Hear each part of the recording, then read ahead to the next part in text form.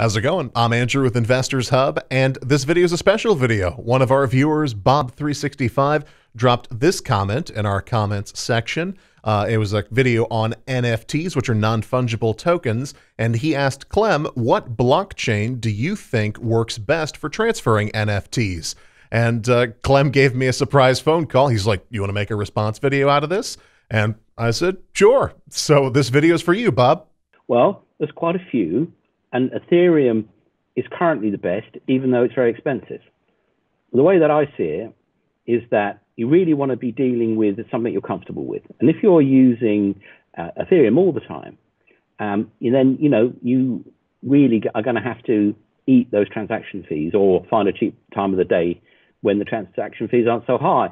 Now, you could do it on a number. Well, if there were, and there are NFTs on other blockchains, you could obviously use those. But there aren't really any that are much better or worse than any other. But Ethereum is the standard when it comes to a blockchain that has what's called a virtual machine on it.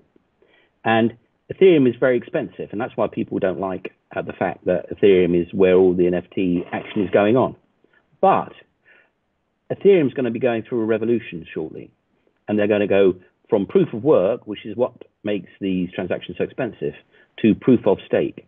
And they're also doing a change between then and now, which also will bring the prices down, which is basically fixing a fee for transactions and doing some clever stuff along the way. But that's meant to bring down the transaction cost significantly as well.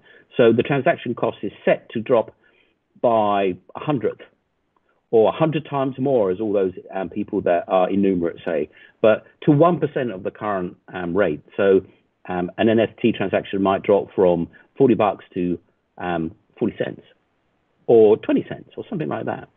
Or a collection might go down from $500 to do a big collection of NFTs down to $3 or $4. And that, of course, will make a huge difference. And then nobody will be saying, well, can't we do that on a different blockchain? Because really, it's just a discussion on price. So the answer is, I think Ethereum will remain dominant. And because of that, all the platforms like Rarible, which is a superb platform and a great token too, will continue to be mainly resting on Ethereum. Now, in addition to that, there are what's called layer 2 solutions, which are parallel blockchains that plug into Ethereum that enable you to do much cheaper transactions. So if Ethereum doesn't fix itself, parallel blockchains like Avalanche, like Matic, and Matic is a superb example of that, will actually be where you'll be doing your NFT transactions. And then that will feed at some point back into Ethereum, but you'll be able to do, say, 20 transactions really cheaply on Matic, and then end up doing one master transaction back to Ethereum later on. It's all very complicated. It's all very higgledy-piggledy. But as time passes, this is all going to get simpler and cheaper. So by the time anybody's worked out that they're fed up with paying transaction fees that are too high, they won't be too high anymore.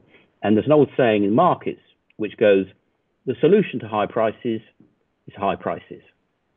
And that is true. The solution to low prices is low prices. But in this case, the solution to high transaction fees is going to be high transaction fees, because everybody's out there to bring them down and make money doing so.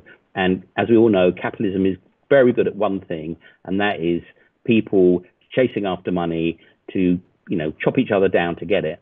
And there'll be a huge amount of competition to bring down those transaction fees, and that's underway right now. And it's only a matter of weeks before those transaction fees start to fall quite dramatically. And that will open up NFTs even more than they already are. I mean, somebody spent $69 million yesterday on an art collection at Christie's of NFTs.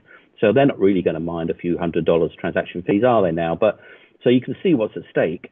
But even though people are spending hundreds of thousands on memes, on NFTs, those transaction fees are on the way down precipitously.